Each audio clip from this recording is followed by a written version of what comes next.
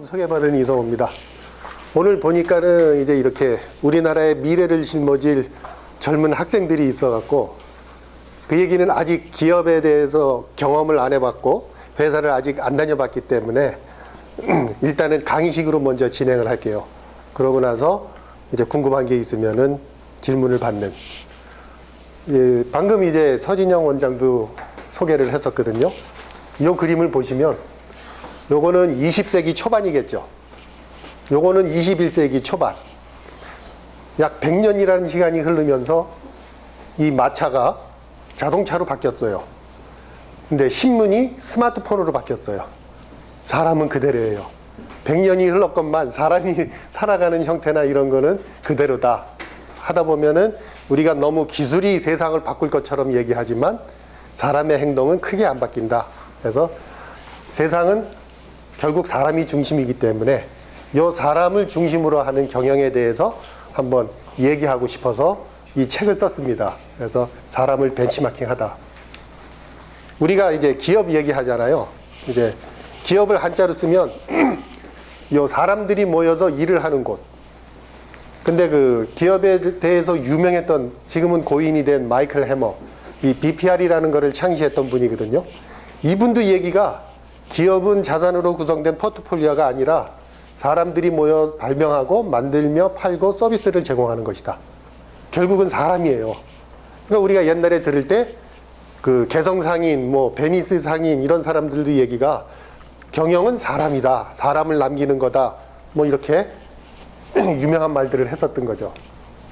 해서 사람하고 기업하고 뭐가 같을까를 계속 고민을 하다가 첫 번째 이제 동의보감 주역에서 찾은 경영 이야기는 기업하고 사람하고를 한번 1대1로 비교해 봤어요.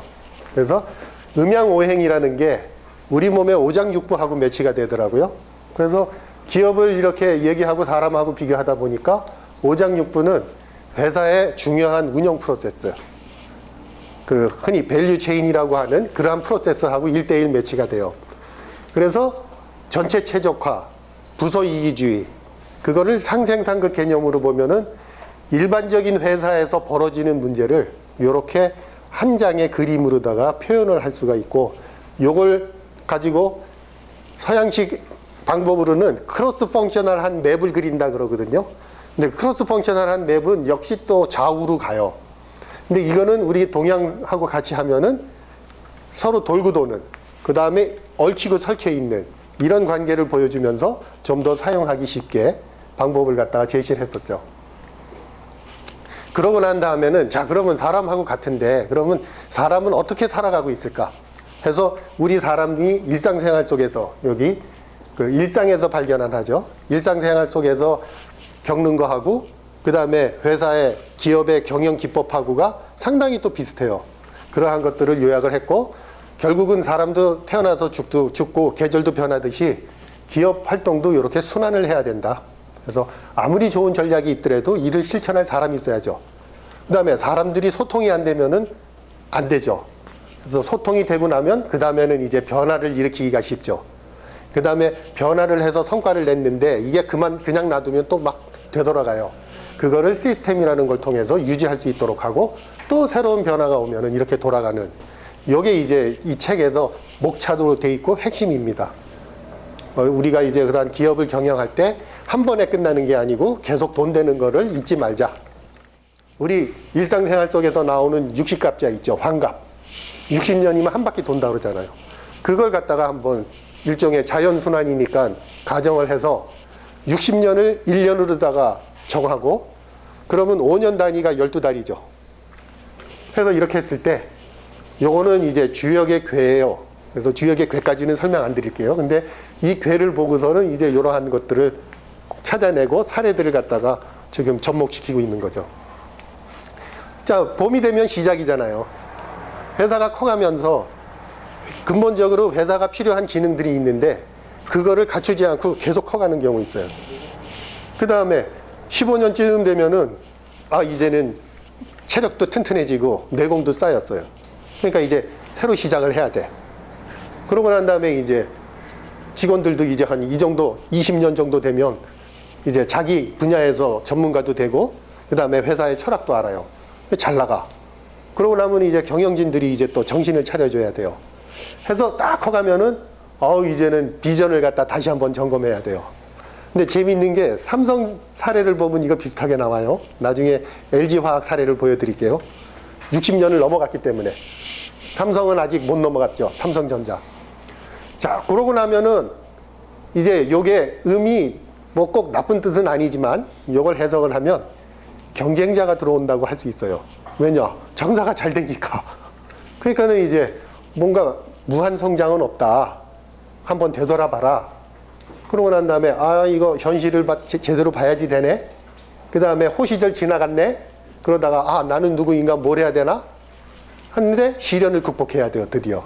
그런 다음 움츠렸다가 다시 올라가야 되는데 요기를 잘 못하면은 다시 못 일어서고 요기를 잘하려면은 미리 준비해야죠. 그래서 사람 인생하고 같아요. 수명이 있고 과거를 잊고 살면 안 돼요. 회사도 보니까. 앞에만 보고 다 하는 회사는 오히려 망해요. 그리고 돈이 사람을 쫓아야 된다 하듯이 페이스북에 저커버그죠. 그러잖아요. 자기는 하고 싶은 거 했는데 돈을 벌었다. 처음부터 돈 벌려고 한 게 아니었다. 했듯이 요 사명이라든지 본질 이걸 튼튼히 하고 추구하는 회사가 오히려 돈을 벌더라. 그래서 이제 이렇게 해놓고 나니까 못 믿겠다 하는 사람들이 나올 수 있죠. 그래서 짐 콜린스라고 우리나라 책으로는 말로 제목으로는 성공하는 기업들의 뭐 8가지 습관, 그 다음에 그 위대한 기업은 어디로 갔을까 해갖고 100년이 넘어가는 그 우량 기업들을 가지고 이 회사들은 어떻게 해서 그런 일을 단계를 거쳤을까 해서 그 사람이 정리한 게 있고, 그 다음에 그런 회사들이 몰락했을 땐 뭔가 하는 거를 이렇게 매치를 해보니까 아주 비슷하게 맞아떨어져요. 그러니까 서양에 있는 회사들이나 우리 동양에 있는 회사들이나 좀 그러한 같은 사이클을 돈다는 걸 알 수 있죠. 이거 보세요. 현실을 직시하라고 그러는데 이때 성공으로부터 자만심이 생겨나요. 호시절 지나간다고 하는데도 원칙 없이 더 많은 욕심을 내요. 이미 꺾이고 있는데 자기가 잘하던 분야가 벌써 이 정도까지 오면은 45년 정도 되면 새로운 제품이 나오거나 경쟁자가 나올 수밖에 없잖아요. 그러니까 나는 누구인가 어디로 가야 하나 해야 되는데 위험과 위기 가능성을 부정해요. 그거는 일시적인 현상이야. 이러면서 몰락의 길을 가더라 이거죠. 시련을 극복해야 되는데 날 살려줄 사람 없나? 하고서는 스타 CEO를 찾아다니든 뭐 하는데 그런 사람들이 온들 자기 업적을 내려면 사람부터 자르죠. 근데 사람이 그렇게 비용이 아니잖아요.